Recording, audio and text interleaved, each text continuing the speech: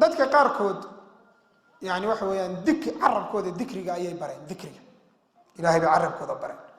markaasaa xataa hadduu iska soconayo ilaahay buu xusaya ilaa uu carabkiisu la qabsaday qof walbana wixii uu aadka u qaban jiray unba hadhow kasoo butaacaya dad badan baa markuu sakaraadku qabto waxa weeyaan hadal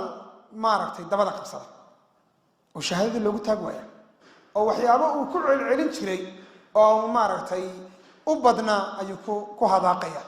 marka ay sakaraadku isugu yimaado waxay dhacdo waa la arkay dad badan oo khalqiga ilaahay ka mid oo saalixiinta la arkay quraan baa mar allaala marka wax kusoo habsadaan ayay dabada qabsadaan wallaahi waxaanan iloobaynin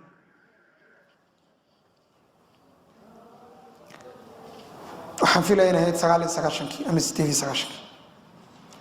nin saaxiibkay ayaan dhakhtar geeyey waxaa la yidhi ninkan waa inuu camaliyad waa inuu qalliin galo waa la qala arday baan wadahay labadayduba markaa meeshaan cilmiga ka baranayno meeshii aanu deegaanka u ahayn ma ahayn waan soo kaxeeyo berberaan keena isagoo aad u xanuunsanaya dhakhaatiirtii aan dhakhtarka ugu keenay baa waxay yidhaahdeen ninka waa in la qala ehelkiisi ma joogo waddankeena jaarla oo fog buu jooga markii la qalay ee irbadii suuxinta lagu mudayay ee qolkii qalliinka laga soo saaray dee wuu isla maqan yahay oo mukhadarood waa la suuxiyey muddo 2 saacadood ku dhow ayuu wuxuu ku celcelinayay subxaana allahi wabixamdi cadada khalqi waridaa nafsi waziinata carshi midaada kalimaati khalqigii dhakhtarka joogay isagu isma oga waxay ku soo urureen qolkii la dhigay qol waadho dad kaloo la qala yaalaan dadkii wax aamusa iyo wax ooyay noqdeen baynamaa kuwa kale oo dhakhtarka lagu qalay ay waxay ku hadaaqayeen aanan sheegi karin markuu iskii u aamusay oo soo miiraabay muddo kadib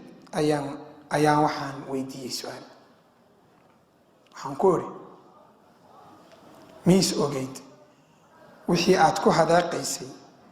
markii lagu suuxiyey saa intuu gacanta iigu dhegay oo si xooga ii qabtay ayuu igu yidhi walaal ilaahay uu ku fadeexadeeyahay igu odhan ya uu nahay wuxuu yidhi tolo maxaad ku hadaaqay maxaad tolow lahayd markaasaan ku yidhi waxaad ku celcelinaysa subxaana allahi wabixamdi cadada khalqihi waridaa nafsihi wasinata carshi ilmaa ragagaga wax ka soo tiri markaasuu wuxuu yidhi alxamdu lilaahi calaa xisaani ama kelmad lamida waxaan isweydiiyey anoo isaga la fadhiya talow haddaad halkiisa joogi lahayd maxaad ku hadaaqi lahayd maxaa adi kaa soo bixi lahaatan nin kaloo walaaladay zumaladeyda ka mid a hooyadii baa la qalay cerigaaba anagu joogna markaase waxay ku celcelinaysay intii ay ku jirtay irbadii takhdiirku ay suuxdintu qul huwa allahu axad allahu samad lam yalid walam yuulad walam yakun lahu kufuwan axad